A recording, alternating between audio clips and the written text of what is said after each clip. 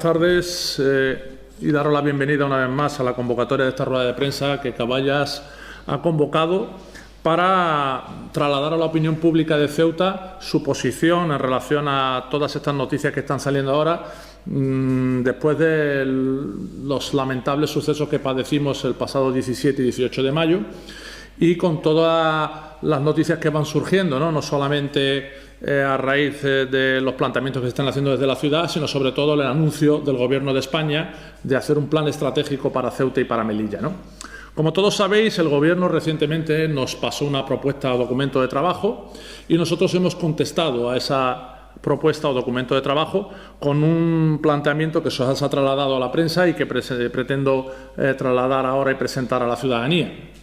Lo primero que tenemos que decir es que nosotros valoramos positivamente, como no podía ser de otra manera, el llamamiento a la unidad. Son tiempos difíciles y complejos los que estamos viviendo en nuestra ciudad y para salir adelante, para salir fortalecidos, para fijar las bases de un modelo de ciudad solvente, futuro, de prosperidad, es imprescindible la unidad. Y por lo tanto nosotros aplaudimos ese llamamiento, compartimos esa idea y en esa línea creemos que debe pivotar cualquier estrategia. Luego decir también que lo que ha pasado ha puesto de manifiesto claramente, por un lado, la vulnerabilidad de las fronteras españolas y europeas de Ceuta y Melilla en el continente africano y también la puerta de apertura de los nuevos desafíos del futuro. Y por eso creemos imprescindible fijar unos ejes y en función de esos ejes ir funcionando, En primer lugar, yo creo que ahí coincidimos todos y por lo tanto nadie va a cuestionar nada al respecto, sino todo lo contrario. Tenemos que trabajar de forma impetuosa en mejorar los mecanismos de control, los mecanismos de seguridad de nuestras fronteras con un, repito, control riguroso y efectivo de las mismas por parte de las autoridades españolas y europeas. Esto creo que es el primer eje sobre el que tendríamos que trabajar todos, creo que de una forma unida. Luego, evidentemente, afianzar mejor, desde un punto de vista institucional, nuestra condición de ciudad integrante de la Unión Europea. Todos conocen nuestro planteamiento. Nosotros consideramos fundamental la aplicación de la transitoria quinta y creemos que hay que trabajar en ese sentido. Luego, compartimos la necesidad de un plan de inversiones para Ceuta, en donde el objetivo esencial sea la mejora ostensible de las infraestructuras y servicios en áreas tan sensibles en nuestra ciudad como son la vivienda, la seguridad, la defensa, la justicia, la educación, la sanidad y las políticas sociales. Creemos que esto es fundamental para que esta sea una ciudad próspera, una ciudad de futuro y creemos que esta política de inversión debe capitalizar ese plan estratégico para Ceuta y Melilla. Y luego, finalmente, consensuar entre todos el máximo consenso posible para la implantación de un nuevo modelo económico. Un nuevo modelo económico más sólido, más estable y, en definitiva, con capacidad para la creación de empleo. Y aquí es donde queremos nosotros detenernos para hacer una reflexión profunda. Nosotros compartimos la expresión más España y más Europa en el sentido de que sean las marcas de identidad de ese nuevo modelo económico de Ceuta. Pero creemos que, y coincidiendo plenamente con la resolución del Parlamento Europeo del pasado 10 de junio, que esto no es incompatible con sentar las bases de unas nuevas y mejores relaciones de vecindad con Marruecos. Nosotros creemos finalmente que esto debe centrarse y concretarse en un doble objetivo. Por un lado, la creación de una zona de prosperidad compartida. Nosotros creemos que a ambos lados de la frontera hay que basar estas relaciones en la cooperación y en la complementariedad. Y esto, repito, sin olvidar el primer eje de actuación, que es el mejorar los controles de seguridad, un control más riguroso, un control más profesional, con mayores medios y, sobre todo, que quede claro que son fronteras, las de Ceuta y Melilla, españolas y europeas. Y por eso hemos planteado al Gobierno en este documento de trabajo 5 puntos concretos como objetivos fundamentales. Por un lado, ese plan de inversiones para Ceuta y Melilla, centrándonos en las áreas que describí anteriormente: vivienda, seguridad, defensa, justicia, educación, sanidad y políticas sociales. Un plan especial de relanzamiento económico, consensuado con los agentes económicos y sociales de nuestra ciudad. la revisión de todos los modelos políticos y administrativos que regulan el tránsito transfronterizo, incluida la excepcionalidad de Schengen. Creemos que esto es sensato, plantear una revisión, un control exhaustivo y riguroso para que todas las personas que crucen a uno y otro lado pues lo hagan bajo las premisas de unas condiciones y unos requisitos tasados y regulados. Nos parece correcto y acertado fijar eso en el ámbito laboral, en el ámbito turístico, en el ámbito familiar. Nos parece que esto no debería tampoco ser objeto de mucho debate. Y luego también, y es lo que decía anteriormente, ese control exhaustivo de fronteras es compatible con unas nuevas y mejores relaciones de vecindad. El marco de relaciones de buena vecindad de Marruecos debe sentarse sobre la base ineludible del reconocimiento incuestionable de la soberanía española de Ceuta y Melilla. Nosotros que esto hay que ir sin tapujos, sin tabúes, plantearle al vecino. Tendremos que mantener nuevas relaciones y mejores relaciones como vecinos que nos beneficien a ambos lados, pero debe reconocer de forma rigurosa, de forma institucional, que Ceuta y Melilla son ciudades españolas y ciudades europeas. Y finalmente, la posición en la integración o no de la Unión Aduanera. Nosotros creemos que es bueno para Ceuta ingresar a la Unión Aduanera con un requisito insalvable, y es el reconocimiento, respeto y protección de nuestro régimen económico y fiscal especial. Cualquier planteamiento relativo a la Unión Aduanera pasa por ese reconocimiento, ese respeto y esa protección. Y finalmente, lanzar un anuncio. Nosotros entendemos que estas medidas y este plan estratégico se están tratando al más alto nivel, que los partidos de implantación nacional tienen más información porque están en las instituciones, concretamente el Gobierno sobre todo, pero nosotros consideramos también fundamental que haya una visión localista y regionalista en cuanto al planteamiento de futuro de ambas ciudades. Y por eso vamos a plantear, tanto a Coalición por Melilla como al Movimiento por la Dignidad y la Ciudadanía, un encuentro con el Ministerio del señor Iceta, que parece que es quien va a llevar toda la negociación y todo el planteamiento de este nuevo plan estratégico, y creemos que las fuerzas localistas y regionalistas de Ceuta y Melilla representadas en ambas asambleas también tienen algo que decir, también tienen algo que aportar, y no queremos quedarnos al margen de algo tan importante para el futuro de ambas ciudades. Si tenéis alguna pregunta, a vuestra disposición.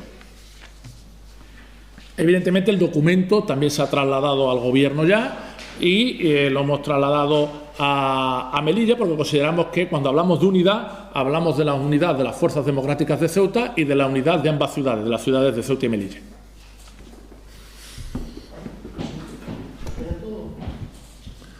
Sí, buenos días. Respecto a este mayor control de las fronteras, pero con agilización del tránsito por circunstancias particulares, ¿qué se diferenciaría de la actual excepción a Schengen que vivimos o que vivíamos antes de que Marruecos decidiera cerrar las fronteras? Bueno, el problema con la excepcionalidad a Schengen, que es lo que nosotros estamos planteando en este documento de trabajo, es que ha sido un instrumento que ha estado en vigor durante 27 años y que finalmente, en sus últimos años, es un instrumento que no se ha utilizado correctamente. Lo cual no quiere decir que sea un instrumento malo.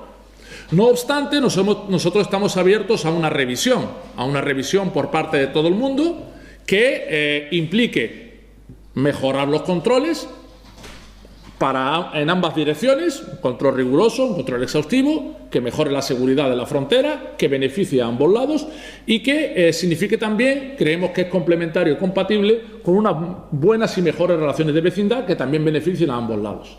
Por eso planteamos que, ¿por qué no? Vamos a hablar de la revisión, repito, de un instrumento que ha estado vigente durante 27 años. La mayor parte de las medidas que se proponen aquí son realmente pedir al Gobierno de la Nación que haga o deje de hacer. Lo que sí hay más influencia en Ceuta sería sobre este plan de relanzamiento económico, que sí dependería de lo que se hace aquí. Por eso me gustaría hacer incidencia en esto. Se ha trabajado durante tiempo en este plan de relanzamiento antes de que pasase la crisis con la frontera. ¿En qué punto, desde lo que conoce Caballas, está este plan de relanzamiento económico y qué es lo que habría que hacer ahora para que, si realmente se producen mayores inversiones desde el Gobierno de la Nación, ¿qué habría que hacer en Ceuta para redirigir esas inversiones? Sí, efectivamente, la mayoría de las medidas, como no puede ser de otra manera, pasan por el apoyo incondicional del Estado y del Gobierno de turno, en este caso el Gobierno que hay ahora, que es el Gobierno de España, ¿no? E incluso el relanzamiento económico también. No nos engañemos, nosotros cualquier tipo de modificación fiscal, bonificación, esto requiere del apoyo incondicional de nuestro Gobierno de España, ¿no? Por lo tanto, nosotros lo que planteamos, y por eso hemos hecho especial hincapié en una serie de infraestructuras, hemos hablado de vivienda, de educación, de políticas sociales, de sanidad.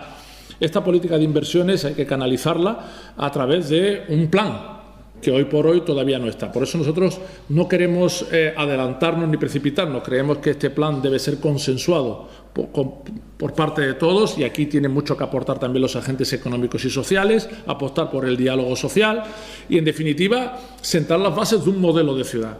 Pero para sentar las bases de un modelo económico de ciudad tenemos que saber qué va a pasar también en las relaciones de frontera.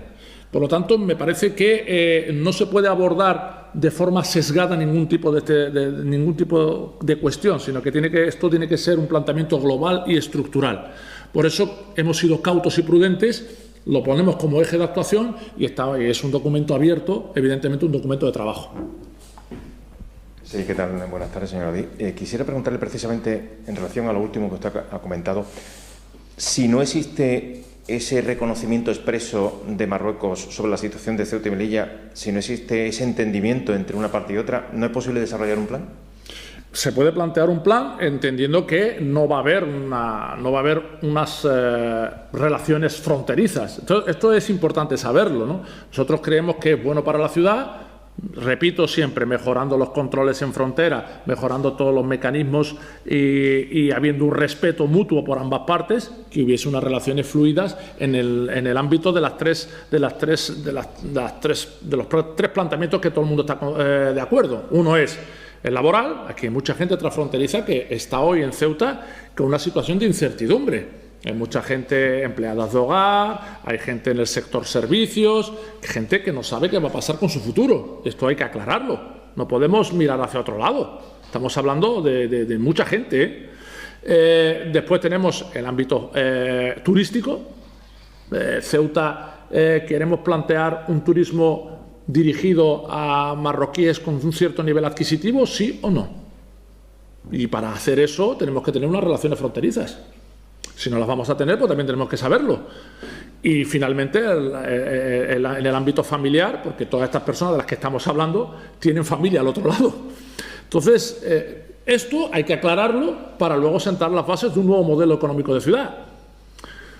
Si se quiere mirar hacia otro lado y cerrar definitivamente cualquier tipo de relación fronteriza, a nosotros nos parece un error y nos parece que sería una losa para la ciudad a medio o largo plazo. Nosotros, ¿qué pretendemos que sea Ceuta? Eso es lo que tendremos que concretar entre todos. Y a nosotros nos parece que Ceuta tiene que ser una ciudad española, europea, de futuro, pero sobre todo dinámica, sino sobre todo una ciudad plural, diversa, en el que haya riqueza, en la que haya dinamismo, en el que haya esperanza. Y eso no se hace poniendo muros, aunque sean imaginarios con cierres fronterizos. A mí me parece que eso es un error. A su juicio, a juicio de su formación política, ¿la frontera debería estar en el puerto o en el Tarajal? Bueno, eso es una cuestión semántica que se está hablando y que nosotros ya hemos debatido mucho con el Gobierno y que la gente se hace trampas al solitario. Mire, en la frontera ha habido un verdadero control cuando se ha querido. Por eso decía que el instrumento se ha utilizado en determinadas épocas de una manera u otra. Nosotros hemos vivido, los ceutíes todos lo sabemos, como en frontera la policía hacía un control y mucha gente que pretendía acceder a Ceuta no accedía, se daba la vuelta y se iba. Hace muy poco esto pasaba. ¿Que se decida hacer eso? Pues que se haga. Nosotros lo que decimos es que hay que sentar todas las bases para saber cómo pueden ser los controles en frontera, cuál es la normativa que avala o la normativa que tiene que regular eso, y hacerlo en una coordinación, en una sintonía con Marruecos, que debe respetar, evidentemente, esos controles fronterizos y que debe respetar, por supuesto, la soberanía española de Ceuta y Melilla. Se lo pregunto de otra manera. ¿Usted está a favor de la eliminación de la excepción de Schengen? Nosotros planteamos en el documento una revisión, porque consideramos que se está haciendo un planteamiento errático toda esta cuestión. Ceuta y Melilla ya están en Schengen. No es verdad que no estén en Schengen. Y es que esto me parece que es confundir a la gente. Ceuta y Melilla están en Schengen. Lo que pasa es que hay una excepción para las personas que viven en las provincias de Tetuán y Nador. Esta excepción ha estado en vigor 27 años. 27 años. Es que esto es lo que no podemos perder de vista. Yo entiendo que lo que ha pasado el 17 y 18 de mayo es muy grave. Es muy grave. Pero esto no tiene nada que ver, lo que ha pasado el 17 y 18 de mayo no tiene nada que ver con la excepcionalidad de Schengen. Tiene que ver con la intención denigrante, si quiere decir, o falaz de Marruecos de desestabilizar Ceuta y contrarrestar lo que ellos entienden una política del gobierno español que no era beneficiaria para sus intereses. Todo lo que, llamémoslo como queramos, lo condenamos hoy también. Pero lo que pasó el 18 de mayo no tiene nada que ver con la excepcionalidad de Schengen. Porque le lanzo la siguiente pregunta a quien plantee eso. ¿Cree alguien que si no existiera la excepcionalidad de Schengen, Marruecos no hubiese hecho lo que ha hecho?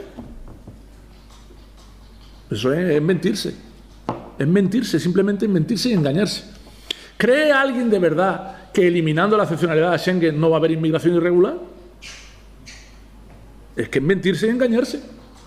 Por eso lo que estamos planteando es un planteamiento realista. Es mejorar los mecanismos de control en frontera, a hablar con Marruecos para que lo respete, que ellos también pongan sus medidas en su lado, que nosotros las respetamos también, y que ellos respeten nuestra soberanía y nosotros respetamos la suya desde la frontera para allá.